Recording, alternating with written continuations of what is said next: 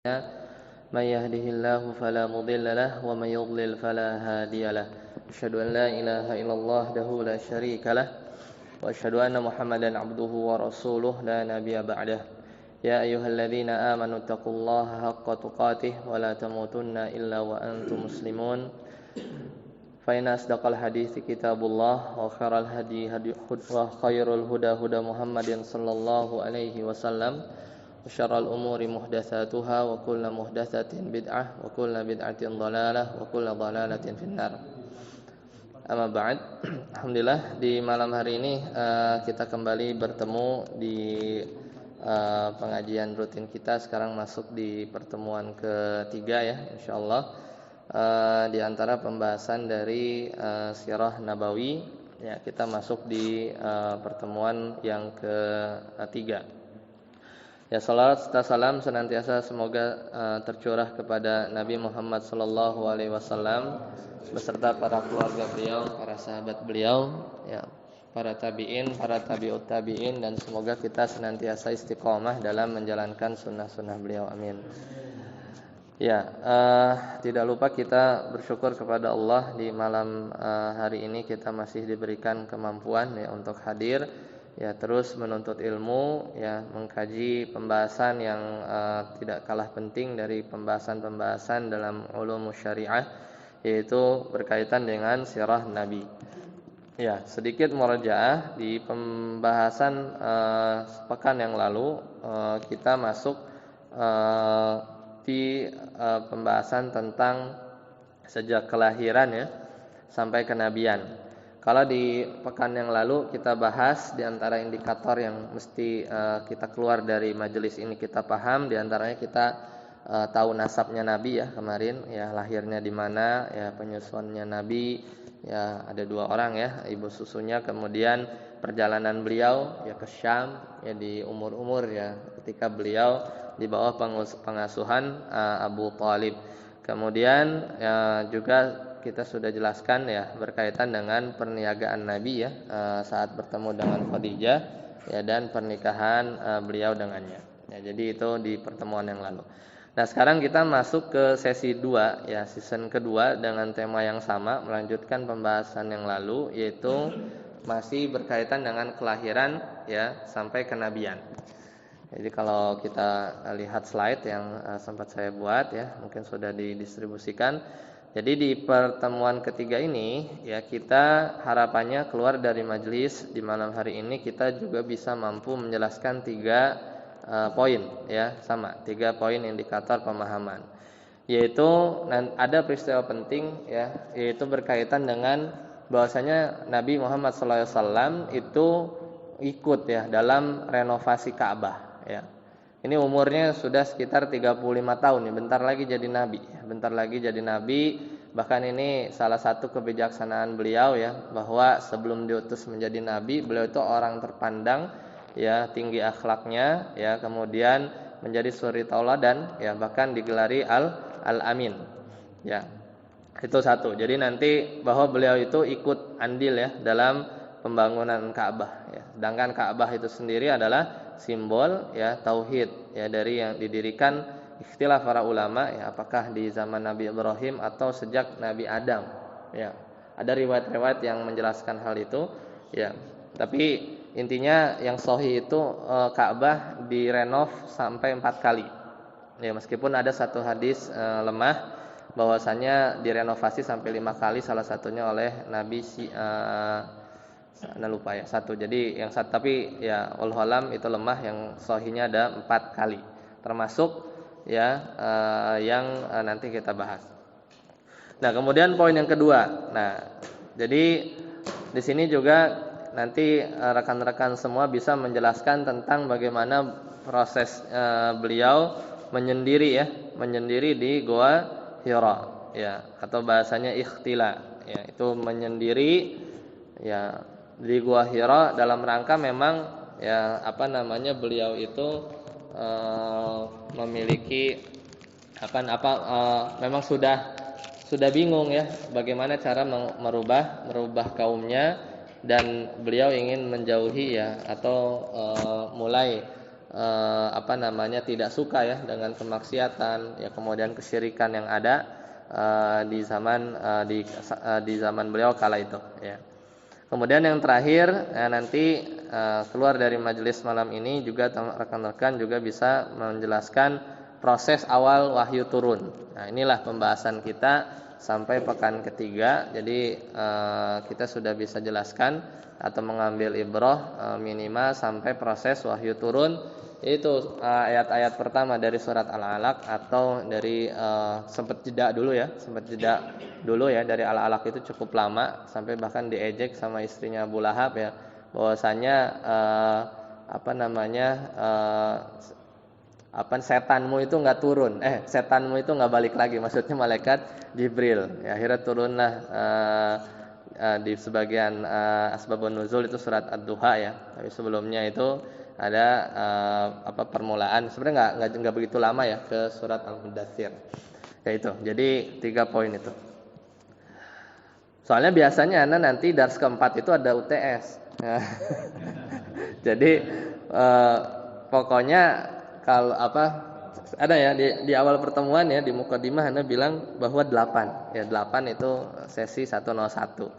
UTS-nya gampang, pilihan ganda. Biasanya Anda bikin Google Form. Jadi satu pertemuan itu ada 3 soal, benar salah pilihan ganda. Jadi kalau lengkap 8 pertemuan tuh soalnya cuma ada 24 ya, plus 1 nanti, kurang lebih gitu. Jadi ntar DKM mau bikin sertifikat ya, silahkan aja pakai nilai yang itu ya. Ya, telah mengikuti ya, selesai. Ini kan short course ya, jadi ada 8 ya. Baik, itu pertemuan ketiga ini ya, makanya dibaca lagi aja tuh ya slide yang Anda bikin ya. Sekarang baru masuk pertemuan ketiga ya. Baik, kita mulai ya. Jadi bahwasanya nanti diskusi kita berkaitan 3 indikator tadi ya. Kita mulai, jadi dimulai dari peristiwa penting, yaitu berkaitan dengan renovasi Ka'bah. Jadi dulu itu Ka'bah lebih gede daripada yang sekarang ya. Ka'bah itu lebih gede daripada Ka'bah yang saat ini ya. Bahkan sekarang sih sudah tentunya sudah cukup kuat ya Ka'bah ya. Dulu itu ya hanya tembok ya cuman susunan batu ya. Atapnya juga nggak ada. Jadi kayak apa ya? Kayak kotak aja gitu ya, kotak aja, atapnya nggak ada. Saking ya, bangsa Arab itu punya fitrah bahwasanya ya, ini istilahnya bahasa kitanya keramat gitu ya. Maksudnya peninggalan Nabi Ibrahim lah gitu ya. Jadi nggak ada tuh yang berani nyopotin, ngeliatin batunya atau apalagi ngancurin ya. Setelah peristiwa di tahun kenabian waktu itu ya, Abraha aja hancur lebur ya. Makanya renovasi ini kan deg-degan ya. Gimana nih, ntar lagi getok-getok Ka'bah, ntar ada burung yang kayak waktu 35 tahun yang lalu ya ketika itu. Jadi ini 5 tahun sebelum kenabian. Jadi umur Nabi sekitar 35 ya, sekitar 35. Tapi mau nggak mau nama sudah dimakan usia ya. Kemudian apalagi Mekah itu kan dia kayak kota Bandung ya. Dia tuh cekungan ya. Jadi kalau hujan, benar-benar hujan tuh ya banjir. Ya namanya banjir ya, kerendam, akhirnya ya rusak. Ya akhirnya rusak. Dan yang mula-mula itu yang mengusulkan itu adalah Abu Wahab bin Amr al-Makhzumi ya, dari Bani Makhzum ya. Istilahnya ayo kita renov nih. Dia memberanikan diri ya untuk merenovasi Ka'bah. Dan lihatlah orang-orang kafir Quraisy ya ketika itu ya, itu meskipun mereka dalam tanda kutip ya dilingkupi istilahnya kejahiliahan mereka ya, maksudnya bodoh dari sisi kesyirikan yang merajalela dan lain-lain, itu secara fitrah mereka masih bisa menilai mana yang benar, mana yang salah ya. Makanya nanti itu istilahnya ngenceleng ya, ngenceleng buat benerin Ka'bahnya itu benar-benar nggak mau menerima harta-harta yang aneh-aneh. Nggak boleh harta riba, nggak boleh harta hasil perzinahan. Berarti ada dulu ya kayak germu-germu gitu ya. Nggak boleh harta rampasan ya. Jadi benar-benar uangnya itu adalah uang yang baik-baik. Sebagaimana kita kan nggak boleh ya kita membangun masjid dari harta-harta yang diketahui itu harta-harta haram. Jadi dulu juga begitu. Ya, akhirnya singkat cerita direnov lah si Ka'bah ini ya dengan bantuan arsitek dari Romawi waktu itu ya. Jadi dibantu sama mereka ya. Kemudian ukurannya ya. Maka ukurannya itu jadi ada yang nggak sempurna karena keterbatasan dana. Ya. Jadi gimana sih kalau ada bangunan yang dananya kurang, yang dulunya 13 meter ya sekarang jadi cuma 16 meter ya. Kemudian ada bagian-bagian yang intinya beda lah, sedikit beda dari yang sebelumnya, tapi dikasih pintu bedanya dan dikasih atap karena sebelumnya nggak ada atap. Ya. Dan Nabi melihat bangunan ini sebenarnya ya maksudnya gelisah, sebenarnya ini kurang bener ini ngebangunnya gitu ya. Tapi mau gimana karena waktu itu keterbatasan dana ya. Ada niat beliau ya ketika di Fathu Mekah pas mau udah masuk dari ini ya, udah menaklukkan Mekah ya. Ya, itu ada keinginan untuk renov, cuman akhirnya tertunda. Sampai akhirnya nanti di zaman Abdullah ibn Zubair radhiyallahu anhu. Ini loncat ya. Ini kejadiannya udah Nabi wafat ya. Beliau tuh tahu ya, Nabi tuh pernah berpesan bahwasanya Nabi tuh ingin bahwa bangunannya itu Ka'bah itu balik lagi ke zamannya Nabi Ibrahim. Jadi disesuai pondasinya awal. Ya cuman ada miskom lah antara Hajjaj bin Yusuf. Ya ini sebenarnya kisah panjang dan menarik ya nanti di pembahasan khalifah-khalifah di setelah Khulafaur Rasyidin ya. Akhirnya ada perang lah di situ ya antara Hajjaj bin Yusuf ya. Terkenal ya kalau kedengar Hajjaj itu bengis ya, mengerikan tapi hafal Quran. jadi itu penjahat zaman dulu pun sebenarnya ya hafal Quran ya, bukan main-main. Ini detailnya nggak ada ceritakan ya. Intinya posisi sekarang tatkala itu bangunannya itu memang tidak sesuai dengan pondasinya dari zaman Nabi Ibrahim. Ya. Nah, akhirnya setelah selesai ya peristiwa yang sering dikisahkan di Sirah Nabawi adalah perihal tentang Hajar Aswad siapa yang naro ya, Hajar Aswad siapa yang naro. Nah, disinilah baru ya orang tuh udah megang pedang ya, udah nyelupin tangan ke darah, maksudnya siap-siap ribut gitu ya, bahwa yang lebih berhak saya, bani saya ya atau yang lain. Akhirnya Abu Umayyah bin Mughirah Al-Makhzumi ya, Al-Makhzumi ini terkenal ya, salah satu bani yang disegani juga lah ya di antara Quraisy ya. Ketika itu akhirnya menunjukkan bahwa nanti pokoknya keputusan ya siapa yang naro tergantung orang yang akan datang dari arah masjid itu. Dan saat itu datanglah Nabi Muhammad SAW dan semua tenang ya, semua ridho ya bahwa orang itu yang akan memutuskan ya. Akhirnya penyelesaiannya gimana? Ada yang tahu? Biasa ya dia gelar kain ya. Kemudian para pemimpin kabilah itu megang ujung-ujung dari kain tersebut, Hajar Aswad di tengah, diangkat bareng-bareng ya, bawa batu itu, dan ketika itu batunya sudah hitam ya, karena dulunya putih Hajar Aswad. Ketika sampai yang naruh Nabi ya, dan mereka nggak ada yang marah ya, mereka tidak ada yang marah. Jadi hikmahnya bahwasanya Rasulullah SAW itu sudah punya kedudukan yang tinggi ya sebelum jadi nabi. 5 tahun sebelum jadi nabi, gimana posisi beliau 35 itu dibanding petinggi-petinggi Quraisy itu sebenarnya masih anak muda. Tapi ya Nabi tetap ya memiliki karisma lah ya. Jadi beliau tuh disegani ya, dan memang ya itu. Jadi itu bekal bagi beliau ketika ketika diutus menjadi nabi. Benar-benar ketika orang-orang kafir Quraisy tidak mau ikut itu dikarenakan benar-benar mendustakan dari ayat ya. Kenapa? Karena kalau ya seandainya mereka berpikir jernih ya, sebenarnya orang yang mereka dustakan sebagai nabi adalah orang-orang yang selama 40 tahun ke belakang gitu ya. Mereka kenal ya, bahwa perangai nabi itu adalah perangai yang baik ya. Bahkan mereka sendiri yang menamai Al-Amin. Ya.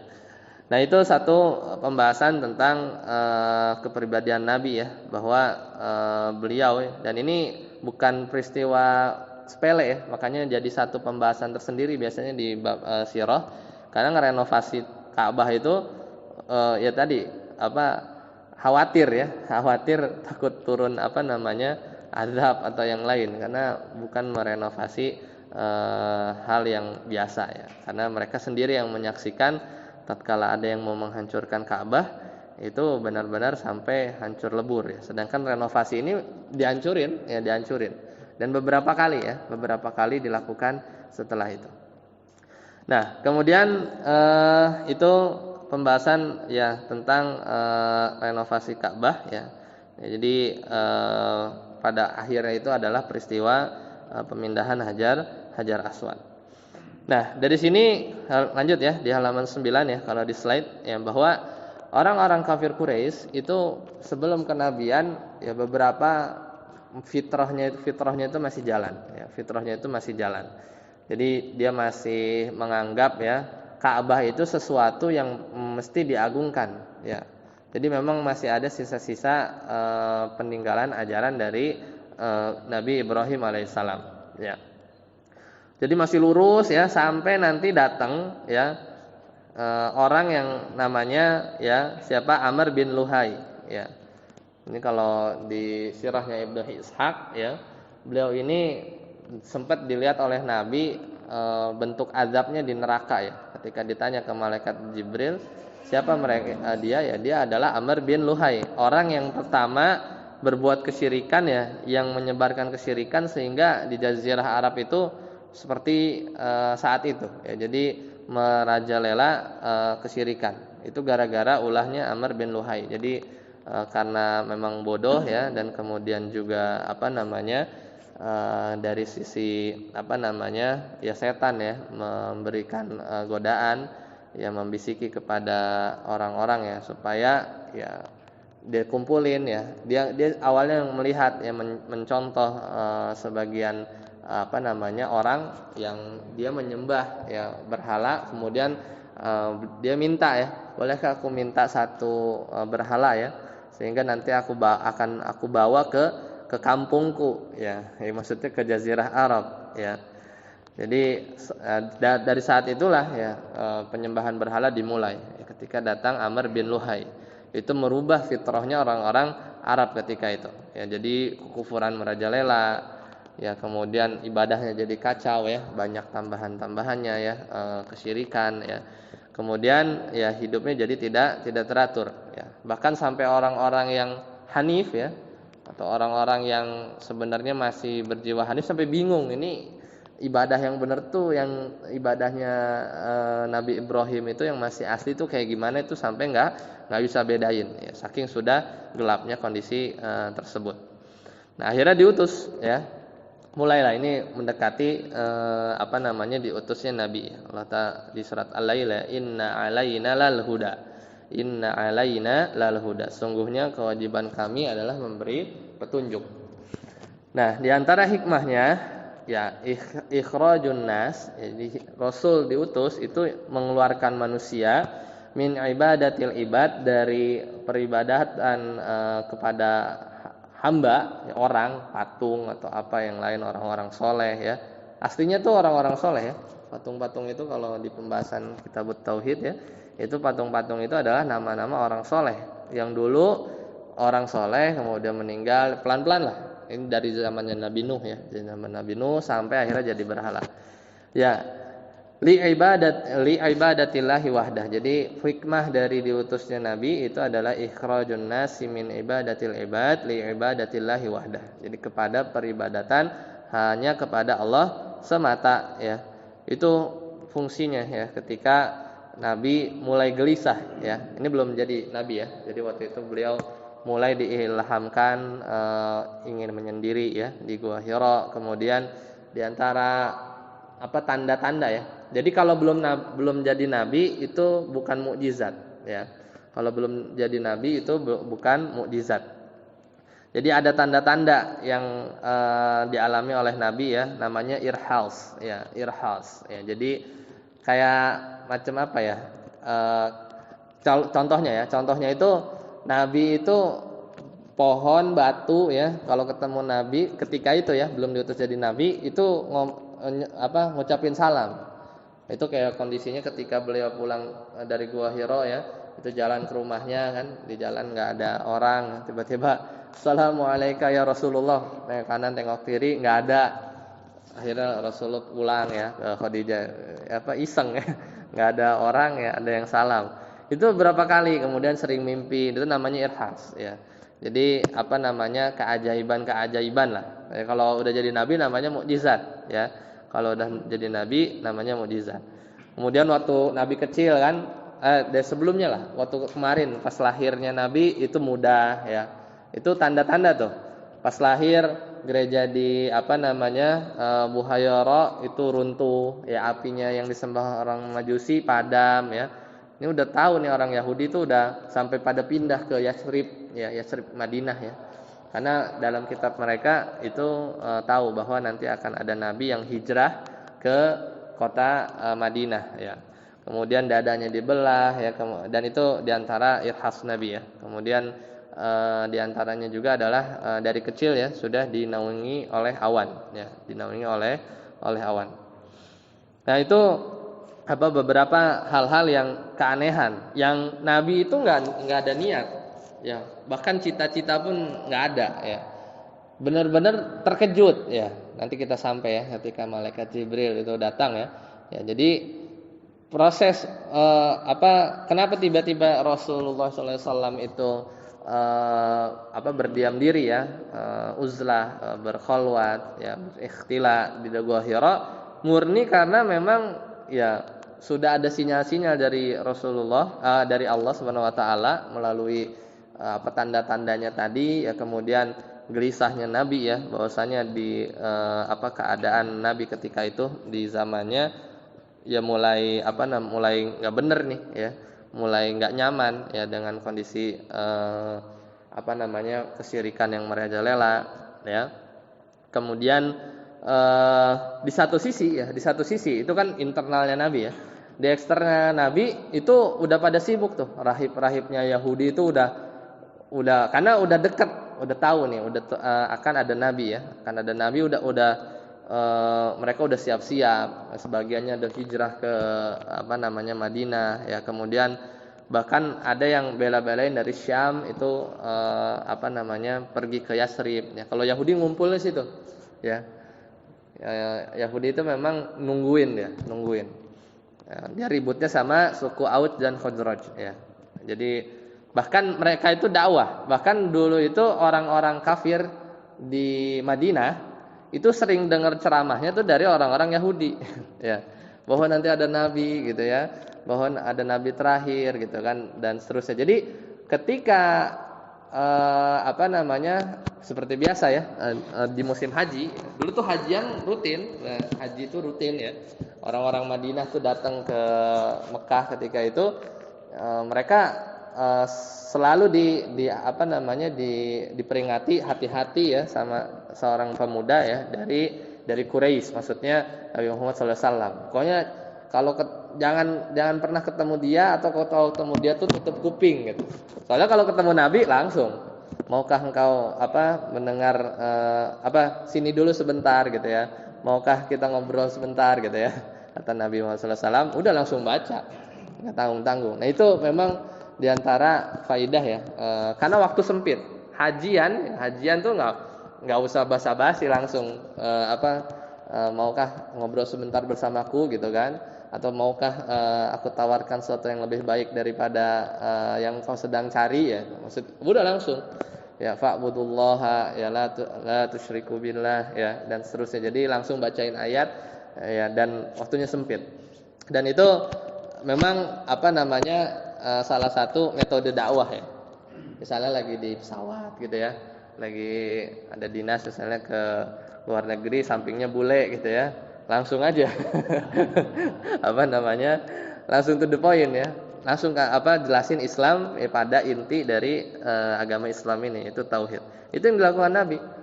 Perkara nanti mereka dengar atau enggak, yang penting dia kena syubhat dulu. Ya, kena syubhat dulu, akhirnya dia mikir, ya kan. Bahkan ya diantara kenapa di kalangan Madinah itu ya Ansor itu banyak yang masuk Islam karena mereka masih muda. Biasanya para pemuda kan. Yang paling tua cuman siapa namanya gembongnya munafik ya, karena itu orang yang paling tua ya, dia istilahnya yang paling sepuh di Madinah, dan sisanya itu anak muda ya. Nah, ketika mereka berhajian ya, kemudian ketemu dengan Nabi ya, mereka nggak asing ya. Oh ini nih yang orang Yahudi sering ceramah ini, oh ada Nabi tuh ini ya. Oh padahal mereka tuh kan suka tersumbar kepada mereka ya, orang-orang Madinah ya, suku Aus dan Khazraj, bahwa ya ini Yahudi yang ininya ya, di sisi lainnya ya, bahwa mereka tuh suka bilang bahwa tunggu aja nanti kalau Nabi kami udah datang, saya akan habisi kalian. Maksudnya orang-orang Aus dan Khazraj. Nah, sedangkan mereka melihat ini Nabi yang dimaksud orang Yahudi udah di depan. Udah kita bayat dulu aja gitu ya, kita ikuti dulu ya, jangan sampai keduluan Yahudi ya gitu. Jadi saking mereka kenalnya Nabi Sallallahu Alaihi Wasallam ya, melalui lisan-lisannya orang Yahudi. Nah itu ya perkara yang datang ya ketika itu ya, waktu Nabi belum diutus ya, semua sibuk ya, bahkan orang-orang Arab para dukun ya kuhan, yaitu peramal itu sudah banyak keluar tuh memprediksi ya, karena kalau di pembahasan ini ikhtilaf para ulama ya, bahwa jin itu dulu masih dengan mudah meskipun tetap dibakar ya, kena bintang-bintang ya, rujumal lisyayatin itu, mencuri kabar-kabar itu selalu kena ya, dari bintang-bintang yang dilempar ya. Tapi setelah Nabi diutus itu udah dikunci ya. Jadi memang dulu itu kabar-kabar ya, ini salah satu pendapat ya yang dipilih oleh sebagian ulama, bahwa pencurian kabar berita itu makin sulit ya ketika Nabi itu diutus. Sebelumnya itu masih banyak bocor ya, banyak bocornya ya. Salah satu yang bocornya ini yaitu bahwa jin-jin mereka itu mendengar dari langit akan ada Nabi yang diutus ya. Bentar lagi nih, Nabi belum dapat wahyu ketika itu ya. Jadi ketika Nabi diutus ya, pendapat yang tadi Anda sampaikan bahwa ya itu pintu langit itu benar-benar dikunci ya. Jadi makanya kalau dukun versi dulu bisa jadi benernya banyak. Tapi kalau dukun yang sudah setelah Nabi diutus ya, kayak zaman-zaman sekarang ini, peluangnya sangat kecil ya. Itu pun mungkin kebenaran ya, kebenaran aja ya. Nah, dari sisi Nasrani juga sama. Ada Salman Al-Farisi ya. Salman Al-Farisi yang beliau tuh melakukan perjalanan ya sampai ke beberapa daerah ya, dari arah Persia ya, kemudian ke atas ke Syam, kemudian turun ke Madinah ya, sampai beliau tuh ingin sekali bertemu dengan Nabi Muhammad SAW ya. Jadi perjalanan rihlahnya Salman Al-Farisi, Faris ya, Persia ya, itu dia jalan ya sampai ya lewat Irak ya, di Damaskus, maksudnya Syam, kemudian turun ya ke Madinah ya, sampai akhirnya beliau bertemu dengan dengan Rasulullah SAW ya. Di surat Ad-Duha Allah bilang wa wajadaka dhalan fahada. Ini tafsirannya diantaranya ini, bahwasanya dan kami dapati engkau, maksudnya Rasulullah SAW, dalam keadaan dhalan ya, bingung ya, sebenarnya bukan sesat ya. Kalau selalu dulu ada yang viral ya, menafsirkan sesat gitu. Fahada, dan kemudian Allah memberi petunjuk. Maksudnya itu tadi, Nabi itu bingung ya. Bawaannya tuh pengen ikhtila ya, menyendiri di Gua Hira ya, udah dekat-dekat umur 40 tahun ya. Nabi itu dibuat oleh Allah itu cinta untuk menyendiri ya, merenungi menghabiskan waktu untuk beribadah di sana ya, tafakur. Ya, sebagian ulama berpendapat ibadahnya gimana? Dengan ibadahnya Nabi Ibrahim alaihissalam ya. Wallahu alam ya, caranya seperti apa? Yaitu di Gua Hira ya, di Gua Hira ya. Jadi kalau nggak salah di slide anak kopikan ya gambar guanya, sebenarnya sempit ya dia. Ya, dan sebenarnya ini tempat ya biasa saja sekarang. Ya, hanya memang dulu tempat ini pernah turun ayat pertama, Iqra bismi rabbikal ladzi khalaq. Ketika bekal habis pulang ya ke Khadijah ya, kemudian seperti biasa. Jadi Nabi ini bukan lagi menjauh dari masyarakat, enggak. Karena setiap pulang beliau tetap sedekah ke fakir miskin. Beliau tawaf di Ka'bah, kan ketemu orang. Cuman memang ya udah habis itu istilah iktikaf lagi, ikhtila lagi, menyendiri lagi ya di Gua Hira. Ya jadi memang istilahnya memang perlu persiapan gitu ya. Sebenarnya sebelum-sebelumnya pun sudah di training ya dengan keanehan-keanehan yang terjadi ya. Dan hampir beberapa nabi sebelum benar-benar dapat wahyu pertama biasanya tuh di training juga ya. Kayak Nabi Musa itu enggak ujuk-ujuk dia tahu tongkatnya bisa jadi ular ya. Di ayat sebelumnya itu kaget jadi ular tuh kaget. Nabi Musa tuh langsung lempar, di dalam ayat langsung balik badan lari ya. Kemudian kata Allah la takhaf ya, jangan takut. Oh, berarti kan lagi ngetraining, balik ambil. Oh, jadi udah tahu caranya gitu, Jadi pas ketemu Firaun enggak gagap gitu kan. Dia lempar tongkat, jadi ular kan lucu kalau dia juga lari kan karena enggak tahu. Tapi sebelumnya pernah jadinya sudah tahu. Makanya persiapannya itu ya ini dilakukan oleh Nabi ya, bahwa wahyu itu berat ya, karena semenjak wahyu turun nggak pernah istirahat Nabi sampai beliau meninggal dunia ya. Jadi sekali lagi beliau tuh nggak mengasingkan diri ya, beliau tuh ikhtila di 2 kali di bulan Ramadan ya. Kemudian nanti juga ayat-ayat pertama ya, Iqra bismi rabbikal ladzi khalaq juga pun turun di bulan Ramadan ya. Nah, jadi banyak manfaatnya ya. Sebenarnya ini ibadah yang sebenarnya kekhususan bagi Nabi, tapi dari sisi kita pun istilahnya kalau bahasa kita ya sekarang ya itu berkholwat lah, menyendiri gitu ya, merenungi kalau kita ya merenungi dosa-dosa gitu ya. Kemudian jauh dari keramaian ya, jauh dari hiruk pikuk dunia ya. Kemudian tapi bukan pengen jadi nabi kalau kita ya. Nabi pun nggak pernah begitu. Nabi pun nggak pernah terpikir bahwa beliau itu melakukan ya, mengeluarkan effort ya sampai di goa gitu ya, menyendiri. Tujuan bahkan terbayang jadi nabi pun enggak ya. Nabi itu tidak sama sekali ya urusan wahyu ini diusahakan, tapi memang pemberian langsung ya, Ya, jadi tidak ada niat dari Nabi. Buktinya apa? Nabi kaget langsung. Ya pas malaikat Jibril turun itu Nabi itu kaget dan takut ya. Ini soalnya di bagian ini nih, di bagian wahyu turun pertama kali nih, modelnya, keadaannya ketika itu ini jadi pembahasan empuk ya bagi orang-orang orientalis ya, musuh-musuh Islam untuk pokoknya menggeser sebagaimana sehingga bahwa wahyu itu tuh bikinan ini aja, instingnya Nabi atau dibuat oleh Nabi sendiri gitu. Nah, jadi sehingga kalau itu udah masuk ke situ, nah, jadi dengan mudah lah nanti akan meragukan keseluruhan isi Al-Qur'an. Karena pertamanya ini keyakinan yang pertamanya ya umat Islam itu adalah kita percaya enggak ya wahyu itu turun benar-benar dari Allah ya melalui malaikat Jibril.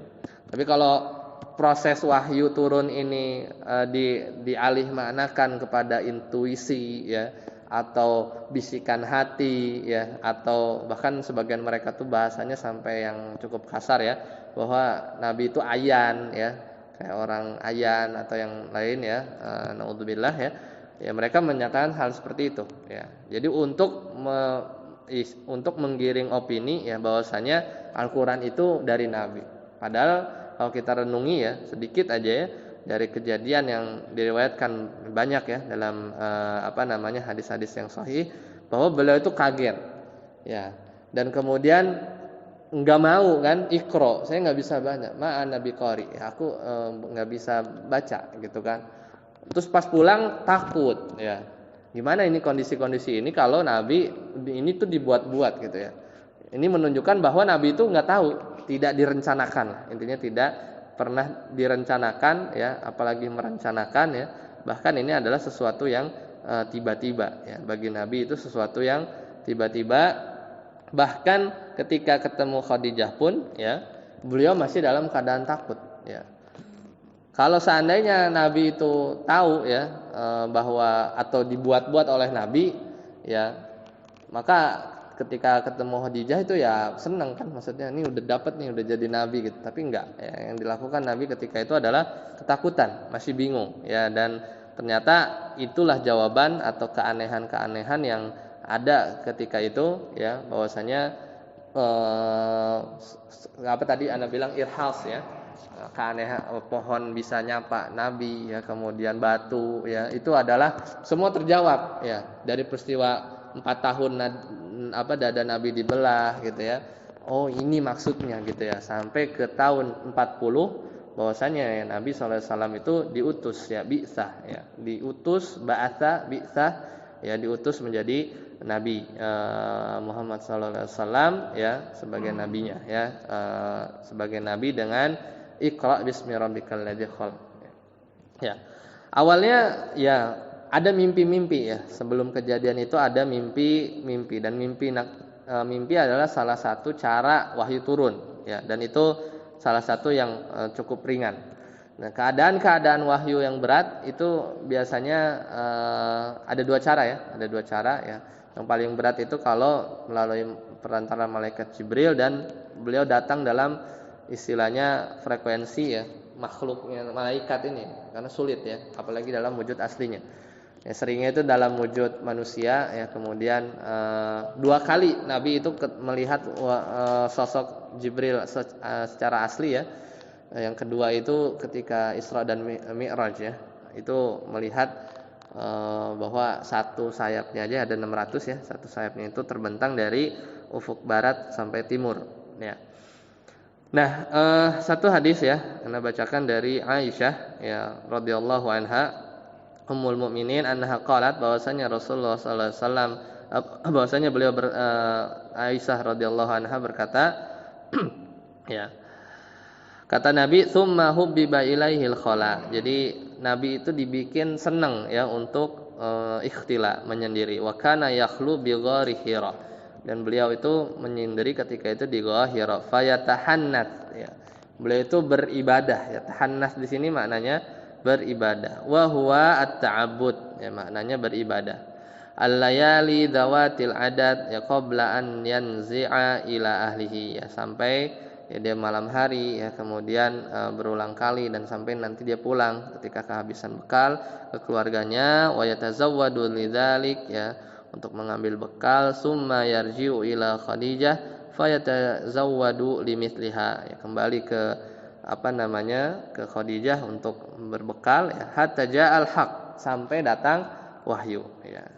Jadi ini yang cerita Aisyah ya, tapi menceritakan kisah di Aisyah belum ada waktu itu ya.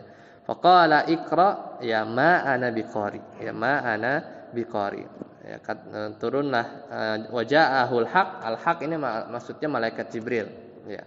Al haq ini maksudnya adalah malaikat Jibril. Nah, ayat yang turun itu ada berapa? Ada 5 ya. Iqra bismi rabbikal ladzi khalaq, khalaqal insana min 'alaq, Iqra wa rabbukal akram, alladzi 'allama bil qalam, 'allamal insana ma lam ya'lam. Jadi hanya sampai situ ya. Jadi 'allamal insana ma lam ya'lam, kalla innal insana layatgha, itu ntar. Itu pas lagi ngomongin Abu Jahal ya. Ini udah keterlaluan ya.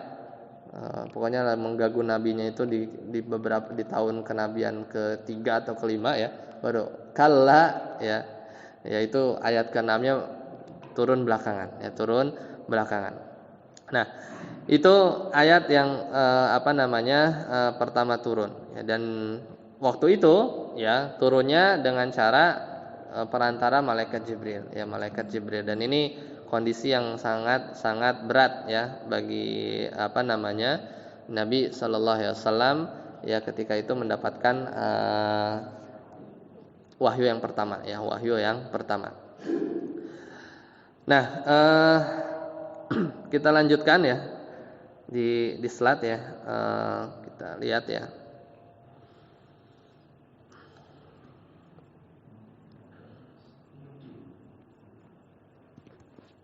Coba tadi sudah sampai ya slide yang ke-19 ya. Nah, di slide ke-20 ya, di situ ya Aisyah dari Aisyah juga ya. Tapi ini kisahnya ketika itu faraja'a biha Rasulullah sallallahu alaihi wasallam, kemudian Rasulullah itu pulang.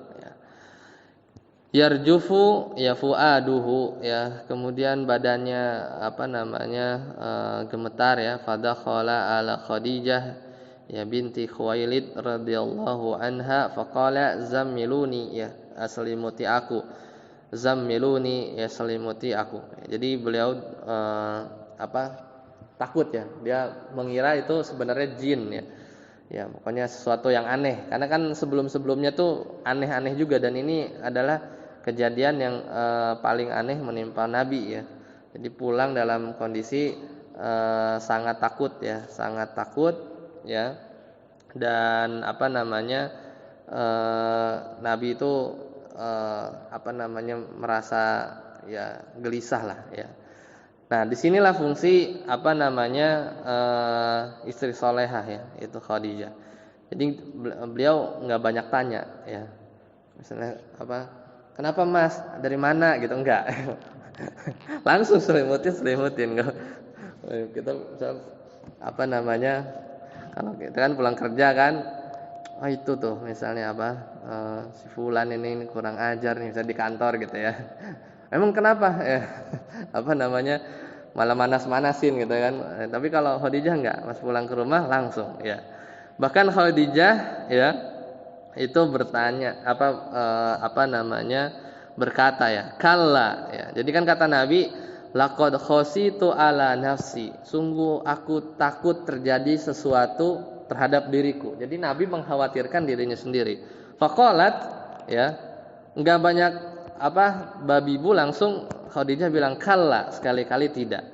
Padahal ini belum dengar cerita apa ya. Ini sebatas sepengetahuan atau seminim ilmunya Khadijah radhiyallahu anha ketika itu ya. Tapi lihat bahasanya Khadijah, kalla wallahi ma yukhzikallahu abadan ya. Sungguh ya, Allah tidak akan menghinakan engkau selamanya. Ya kan, ini kan sesuatu yang aneh kan? Apa gila gitu kan? Apa diganggu jin gitu kan? Atau jadi Nabi saja sampai bilang laqad khasyitu ala nafsi, aku tuh mengkhawatirkan ya terjadi sesuatu pada diriku. Tapi lihat Khadijah radhiyallahu anha ya, ummul mukminin, menghibur Rasul, kalla wallahi ya ma yuhzikallahu abadan ya, bahwa Allah sekali-kali tidak akan menghinakan engkau. Nah, ini ngomong nggak asal ngomong, tapi ada dalilnya. Kata Khadijah, innaka latasilur rahim. Gimana mau menghinakan engkau ya, wahai suamiku ya, sungguhnya engkau itu ya latasilur rahim ya, benar-benar menyambung silaturahmi ya. Gimana? Berarti akhlaknya itu dari dulu begitu ya Nabi ya. Wa tahmilul kulli ya, dan selalu ya membantu yang lemah ya. Wa taksibul ma'dum ya, membantu orang yang enggak punya ya. Wa takrid dhaif ya, membantu orang yang lemah, memuliakan tamu ya. Kemudian wa tu'in wa ala nawaibil haq ya, dan senantiasa membela orang yang benar ya. Secara urf ya, ketika itu orang-orang kayak begini itu biasanya istilahnya takdirnya itu baik lah ya. Jadi ini kata para ulama ya, ini Khadijah ini kan beristidlal kan, istilahnya dari mana tahu bahwa sampai Allah demi Allah bahwa engkau tidak akan dihinakan selamanya. Ini kan perlu dalil ya. Terus dalil itu tadi nyambung silaturahmi ya, kemudian memikul beban orang yang lemah, membantu orang yang punya. Ini Khadijah cerdas ya. Kata para ulama, beliau berdalil ini dengan istiqra, meneliti. Jadi Khadijah selama hidupnya itu ngelihat orang-orang, kalau orang-orang baik begini nih, itu tuh nggak ada tuh yang apa istilahnya hidupnya itu susah atau menjadi hina di ujungnya tuh nggak ada. Nah, ini masya Allah ya, Khadijah itu pendalilannya itu dengan cara istiqra ya, dia meneliti ya, dari istilahnya apa sih, rule of thumb lah ya, ketika melihat orang-orang di sekitarnya itu kalau kondisinya begini itu nggak mungkin dihinakan. Nah, sedangkan Nabi ya itu perangainya masya Allah kan, tadi sudah kita jelaskan bahkan di pertemuan-pertemuan yang lalu. Nah itu kata-kata yang Nabi akhirnya kembali tenang lah, tenang. Itu ada ciri istri salehah ya, yang beliau makanya nggak pernah lupa ya kepada Khadijah ya. Bahkan sampai ketika beliau sudah meninggal Khadijah ya, kemudian menikah dengan Aisyah, kemudian ada lupa bibi atau adik lupa ya, yang mirip masih kerabatnya Khadijah. Pas berkunjung itu Nabi Khadijah disangkanya Khadijah padahal masih kerabatnya, itu sampai seperti itu. Dan ini yang bikin Aisyah radhiyallahu anha juga cemburu ya. Jadi cemburu kepada suatu yang seorang yang sudah wafat, itu Khadijah radhiyallahu anha. Ya. Nah, ya, apa hikmah yang bisa kita ambil ya? Jadi ini hikmahnya bahwa ketakutan Nabi ini kan ketakutannya itu terus manjang ya, sampai di rumah Khadijah itu, di rumahnya Nabi itu masih khawatir. Ini bahwa bukti bahwasanya Al-Qur'an itu benar-benar bukan dari Nabi Muhammad SAW. Kalau dari Nabi Muhammad enggak segitunya ya. Ataupun Nabi Muhammad SAW bisa dituduh oleh mereka membuat itu acting gitu ya. Itu sulit diterima akal sehat. Ya semua kejadiannya itu sulit diterima akal sehat bahwa ini adalah rekayasa dari Nabi Muhammad SAW. Ini tuduhan orientalis ya. Jadi ada dari sisi eksternal ya, malaikat Jibril, terus dari Khadijah juga, kemudian Nabi Muhammad SAW sendiri yang merasakan ya. Itu nggak mungkin. Harusnya kalau tiba-tiba dapat ilham, kan kayak mikir, pernah nggak dapat ilham kalau lagi ujian? Lagi ujian apa gitu ya, kalkulus gitu ya. Wah ini nih ya kan nggak kaget ntar yang ngawas ujian apa nih gitu kan? Ya namanya orang yang dapat inspirasi paling cuman aha atau gimana gitu ya, kalau di kartun kan ada lampunya gitu, tring gitu kan. Ini enggak, ini wahyu ya, bukan ilham, inspirasi ya. Itu enggak mesti orang itu sampai khawatir, sampai menggigil dan semisalnya. Ini bukan sesuatu yang dituduhkan oleh orientalis ya. Ya jadi itu yang terjadi ya pada para nabi ya, dan itu juga yang terjadi pada Nabi Musa di awal-awal ya. Qul ya khudha, katakan ambil tuh tongkat ya, wala takhaf, jangan takut ya, karena tongkat itu jadi ular waktu itu kan.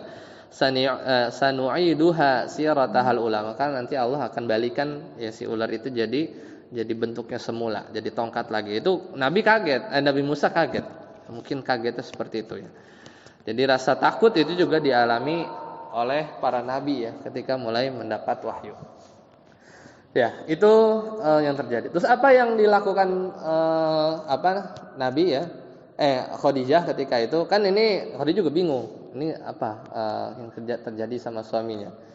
Itu enggak dikasih obat, enggak dikasih atau dibawa ke tukang ruqyah, atau dibawa ke Waraqah bin Naufal ya. Langsung dibawa ke ahli ilmu ya. Jadi jangan salah bawa orang, ini kan kenapa nih gitu kan, sesuatu yang aneh kan, sesuatu yang aneh. Kemudian dibawalah ke Waraqah bin Naufal ya. Ini hadis masyhur ya, dari Imam Bukhari ya, dari Aisyah juga, bahwasanya beliau berkata, jadi ketika Nabi terjadi seperti itu, Khadijah mengajak Rasulullah sallallahu alaihi wasallam itu pergi ke Waraqah bin Naufal. Jadi Waraqah bin Naufal itu adalah anak ya dari pamannya Khadijah. Jadi Khadijah ini dia punya paman. Nah, pamannya ini punya anak, yaitu Waraqah bin Naufal ya. Jadi di masa jahiliyah dia masih agamanya Nasrani ya. Jadi agamanya Nasrani ya, jago bahasa Ibrani juga ya, dan dia paham. Ya. Kemudian Khadijah ya bertanya, ya wahai anak pamanku, ya maksudnya Waraqah bin Naufal ya. Kemudian ya yabna ammi isma ya mina bni akhika ya. Jadi dengarkanlah apa yang mau dikatakan oleh anak lelaki saudaramu ini. Maksudnya Nabi Muhammad SAW ya. Jadi akhirnya Waraqah bin Naufal nanya kepada Nabi ya, yabna akhi madza tara ya.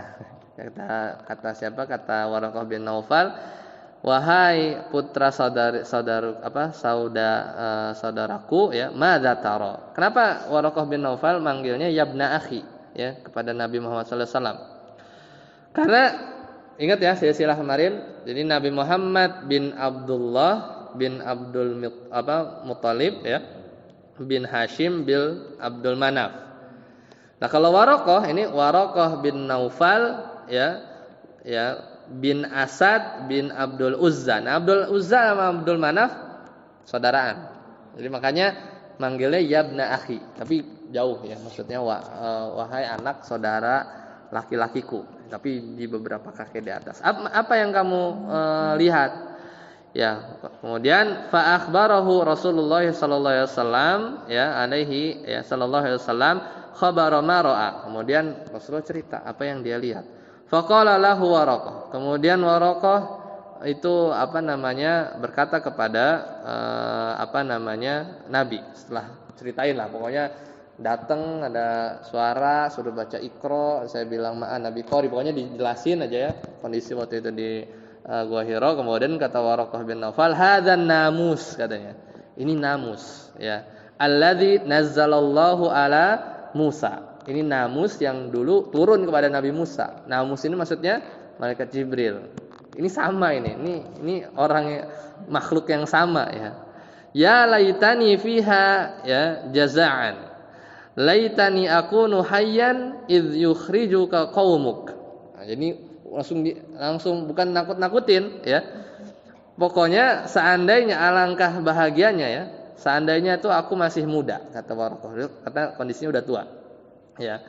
Jadi alangkah bahagianya kalau seandainya aku masih muda ya ketika dan alangkah gembiranya juga seandainya aku masih hidup ya, tatkala kaummu itu mengusir engkau. Oh, Nabi kaget. Wah, kenapa nih gitu kan? Bahwa saya akan nanya ya, akhirnya nanya ya. Ini bukti bahwa beban psikologi Nabi itu lebih berat. Karena ketika diancam atau bukan diancam, dikasih kabar ya, bahwasanya Waraqah bilang kan, seandainya aku masih muda dan seandainya aku masih hidup tatkala kaummu akan mengusirmu, maksudnya kaum Quraisy ya, ketika itu akan mengusirmu ya, maka aku akan menolongmu. Kemudian yang dikatakan oleh Nabi ya kata Nabi sallallahu alaihi wasallam, faqala Rasulullah sallallahu alaihi wasallam, awa mukhrijiyahum ya, awa mukhrijiyahum, apakah mereka akan mengusirku? Dikonfirmasi gitu ya. Jadi kan berarti ya, ini faedah ya dari hadis ini, bahwa diusir atau dimusuhi ya, apalagi diusir dari kota kelahirannya bagi Nabi itu satu hal yang berat. Intinya diusir dari kampung halaman lah. Kenapa? Karena di situ lahirnya, di situ banyak kenangan lah, 40 tahun ya. Itu perihal yang berat ya. Jadi bukan gangguan fisik sebenarnya yang paling berat ya. Bahkan seperti ditanya juga ya, ketika apa yang paling membuat engkau sedih itu adalah ketika di Thaif. Yang sebenarnya nanti kita cerita di situ ya. Ketika di Thaif mau dakwah karena sudah bukan habis ya. Maksudnya sudah di Mekah ini sudah hampir ditolak terus, akhirnya ke Thaif ya. Kan di Thaif itu banyak saudara susunya Nabi. Dulu beliau pernah di Thaif waktu di masa-masa persusuan kan. Jadi mudah-mudahan gitu ya, ada yang ikut, ternyata enggak ya, malah dilempari ya. Ketika itu Nabi jalan sama Zaid bin Harithah ya, ditemenin. Ya. Nah, jadi sampai dikonfirmasi lagi. Qala na'am, kata Waraqah bin Naufal, iya, lam ya'ti rajulun qat bimithla ma ji'ta bihi illa udiha.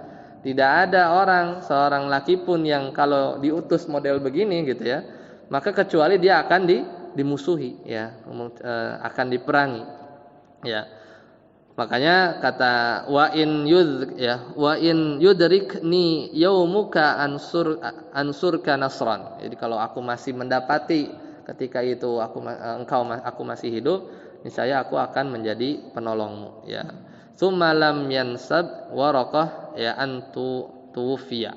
Tapi Waraqah bin Naufal itu enggak sampai umurnya. Jadi di sebagian riwayat cuman beberapa hari lah, bahkan enggak sampai sebelum surat Al-Mudaththir turun itu Waraqah bin Naufal sudah meninggal ya. Jadi dari kalangan ya, laki-laki yang beriman ya, dari kalangan yang awal-awal itu salah satunya adalah Waraqah bin Naufal. Makanya di hadis yang lain Nabi itu bilang ya, jangan cela Waraqah bin Naufal ya, fa innahu ya laka jannatan au jannatain ya. Maka dia mendapat satu surga atau dua surga. Jadi Waraqah bin Naufal itu dijamin surga oleh Rasulullah sallallahu alaihi wasallam ya. Ya itu ya begitu awal-awal ya, berat ya perjalanan dari Nabi ya ketika mendapatkan wahyu ya. Ya, dan coba kita lihat lagi di tadi sampai slide ya, sudah selesai ya, sampai slide 21 ya. Jadi ya dari situ ya mulailah ya nanti masuk ya di sesi selanjutnya di pertemuan keempat kita akan bahas ya dari kenabian situ ya, dari kenabian Nabi sallallahu alaihi wasallam sampai hijrah. Nah, ini banyak cerita-ceritanya, sama ana bagi juga menjadi 3, bahkan ana bagi 3 episode ya, pertemuan keempat, 5 dan 6 karena ini cukup panjang. Jadi kurang lebih 13 tahun ya, 13 tahun pokoknya sampai hijrah ya. Sampai hijrah ya. Nanti kita lihat bagaimana ibrah yang apa saja yang bisa kita ambil dari sejak kenabian ya sampai hijrah Nabi Muhammad SAW ya ke kota Madinah. Sampai di sini dulu. Semoga bermanfaat. Insyaallah kita lanjutkan tanya jawab ya di luar. Sampai sini dulu. Subhanakallahumma bihamdika asyhadu an la ilaha illa anta astaghfiruka wa atubu ilaik. Assalamualaikum warahmatullahi wabarakatuh.